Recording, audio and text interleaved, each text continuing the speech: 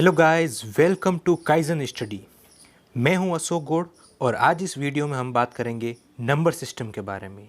हम देखेंगे प्राकृत संख्याएं, पूर्ण संख्याएं, पूर्णांक संख्याएं, परिमेय संख्याएं, अपरिमेय संख्याएं और वास्तविक संख्याएं क्या होती है। तो चलिए शुरू करते हैं। नंबर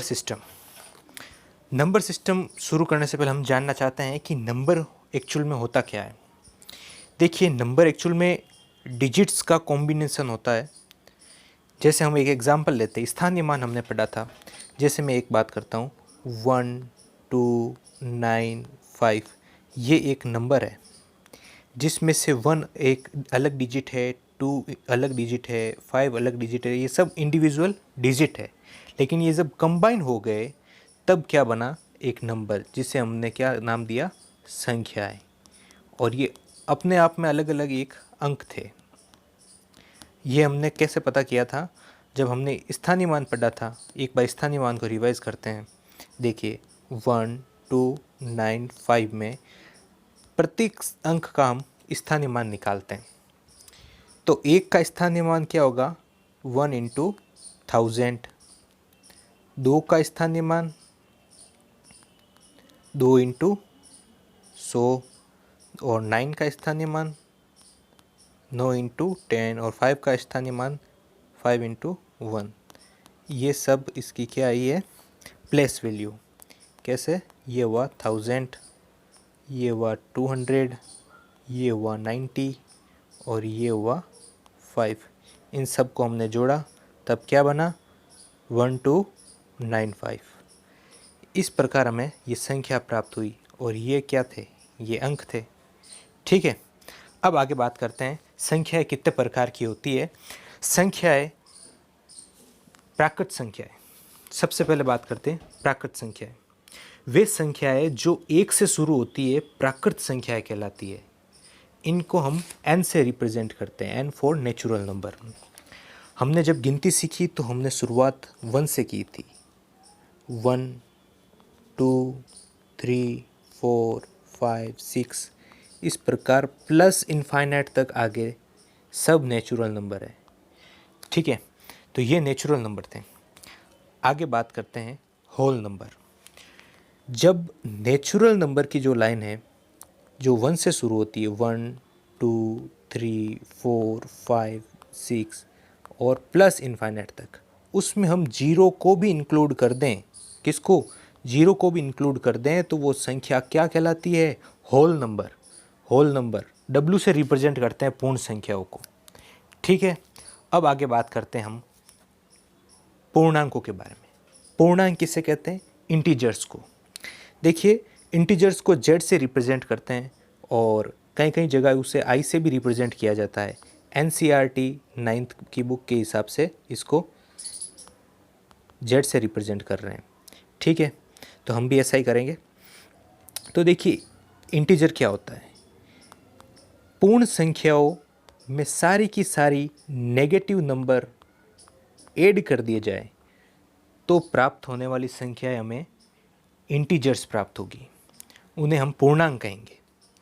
इसे हम नंबर लाइन के हिसाब से ड्रॉ करके दिखाते हैं। देखिए, ये है नंबर लाइन, ये मिड पॉइंट है 0। इस तरफ बढ़ेंगे तो क्या मिलेगा, प्लस इनफाइनाइट, और इस तरफ बढ़ेंगे तो मिलेगा माइनस इनफाइनाइट।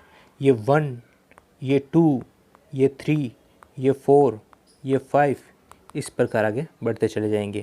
और ये माइनस का 1, माइनस का 2,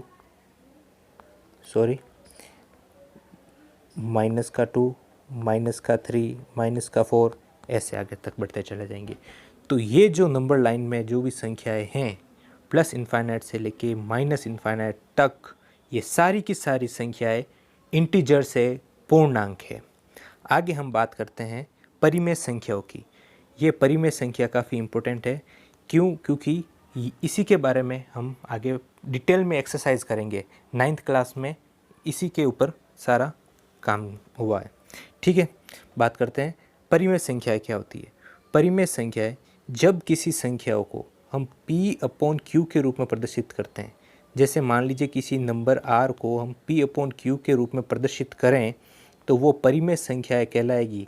P और Q क्या है? पूर्णांक। ये क्या हो सकते हैं? पूर्णांक। लेकिन कंडीशन क्या है इसके साथ? Q की वैल्यू कभी भी 0 के बराबर नहीं होनी चाहिए। क्यों? क्योंकि Q की वैल्यू यदि 0 हो गई तो ये हमारी मैथ्स में डिफाइन ही नहीं होता इस तरह से नंबर, तो ये गलत हो सकता है। इसलिए ध्यान रखें कि R is equal to P upon Q, लेकिन Q की वैल्यू 0 के बराबर नहीं। तो अब परिमेय संख्या क्या होती है, कुछ एग्जाम्पल लेते हैं क्या कि इसको डिटेल में समझते हैं। देखिए 1/2 ये एक परिमेय संख्या है, 3/4 ये भी परिमेय संख्या है, 5/6 ये भी परिमेय संख्या है। इस तरह से संख्या ये परिमेय है। लेकिन क्या करते हैं, अब आगे डिटेल में बात करते हैं 1/2। देखिए ये जो परिमेय संख्या होती है ये टर्मिनेट होती है और रिकरिंग भी होती है। या तो वो टर्मिनेटिंग होगी या रिकरिंग होगी। टर्मिनेटिंग कैसे? जैसे एग्जांपल लेते हैं 1/2। इसको जब हम सॉल्व करते हैं तो हमारे पास वैल्यू आती है 0.5। ये टर्मिनेट हो गया, भाग पूरा पूरा चला गया और 0.5 हमें प्राप्त हुआ, तो इसे हमने टर्मिनेट नाम का, टर्मिनेशन। ठीक है, आगे हम बात करते हैं और ये रिकरिंग किस हिसाब से होती है उसके बारे में बात करते हैं। देखिए हमने एक एग्जांपल लिया 1.27, इसके ऊपर बार लगा हुआ है, तो रिकरिंग का मतलब क्या होता है वो मैं आपको बता रहा हूँ। आगे हम डिटेल में हम क्वेश्चन करेंगे तब समझेंगे। 1.27, 27, 27 ये बार बार आते रहेंगे कई बार। ठीक है, तो ये रिकरिंग है। ठीक है, इसके ऊपर बार लगाए हमने, आवर्ती जिसे कहते हैं आवर्ती। ठीक है, जैसे एक और एग्जांपल लेते हैं 1/3 की वैल्यू है, 1/3 की वैल्यू ये क्या होगी 0.3333 ऐसे आगे आती रहेगी हैं। ये रिकरिंग है। और बात करते हैं हम आगे 1/7 की, तो क्या होता है, वैल्यू क्या मिलती है 0.142857। ये पूरी की पूरी डिजिट ऑफ सेट है, ये वापस रिपीट होगा, रिकर होगा। तो ये कैसे होगा 0.142857, फिर और आगे भाग देंगे तो फिर वापस वो का वो प्राप्त होगा 142857, और इस प्रकार प्राप्त होता ही जाएगा। तो इसे हम क्या कहते हैं, रिकरिंग। ठीक है, तो जो परिमेय संख्याएं होती है, रेशनल नंबर जो होते हैं वो क्या होते हैं, टर्मिनेटिंग और रिकरिंग। या तो वो टर्मिनेटिंग होंगे या होंगे रिकरिंग। इन दो के हिसाब से हम डिफाइन करते हैं परिमेय संख्याओं को। आगे बात करते हैं अपरिमेय संख्याएं, इरेशनल नंबर्स।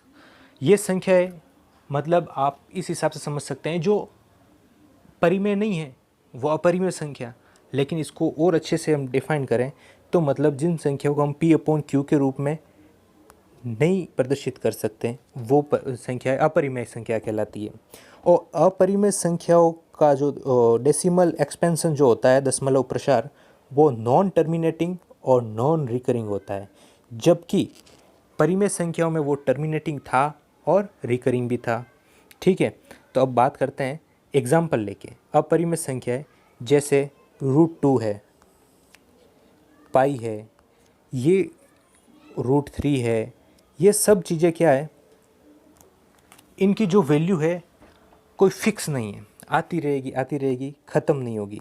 जैसे मैं बात करता हूँ √2 की वैल्यू, √2 की वैल्यू क्या है 1.41421356, इस प्रकार आगे आती रहेगी। ये रिपीट भी नहीं होगी, चेंज होती रहेगी, और इनका कभी भी भाग पूरा पूरा जाएगा नहीं, और वो पूरी की पूरी मतलब संख्या बार बार आगे आती रहेगी। लेकिन इसमें एक और कंडीशन है कि हर बार देखो वैल्यू चेंज हो रही है, 4 1 4 2 1 3 5 6, तो मतलब ऐसा कुछ नहीं है कि हम किसी के ऊपर आवर्ती लगा दें। इसलिए ये क्या है, अपरिमेय। पाई की वैल्यू देख लेते हैं। पाई को वैसे अप्रोक्स इसका मान हम 22/7 मानते हैं, और इसकी वैल्यू हम एक्सपेंड करते हैं जब, तो क्या आता है 3.14159, और इस प्रकार आगे खूब सारी वैल्यू आती रहेगी। तो इनका कोई क्या होता है कि टर्मिनेशन होता नहीं है, ठीक है, और ना ही ये रिकरिंग होती है। तो नॉन रिकरिंग और नॉन टर्मिनेटिंग नंबर्स अपरिमेय संख्याएं होती है, ठीक है। आगे हम बात करते हैं वास्तविक संख्याएं। वास्तविक संख्या रियल नंबर, इनको हम रिप्रेजेंट करते हैं आर से। अब वास्तविक संख्या क्या है? अपरिमेय संख्याएं और परिमेय संख्याएं, इनको मिला दें तो हमें जो संख्या प्राप्त होगी वो वास्तविक संख्या है। तो इस प्रकार हमने समझा क्या होती है पूर्ण संख्या, प्राकृत संख्या, पूर्णांक, परिमेय, अपरिमेय। आगे हम एक्सरसाइज करेंगे, तब इनको डिटेल में समझेंगे। तब तक के लिए धन्यवाद। Thank you.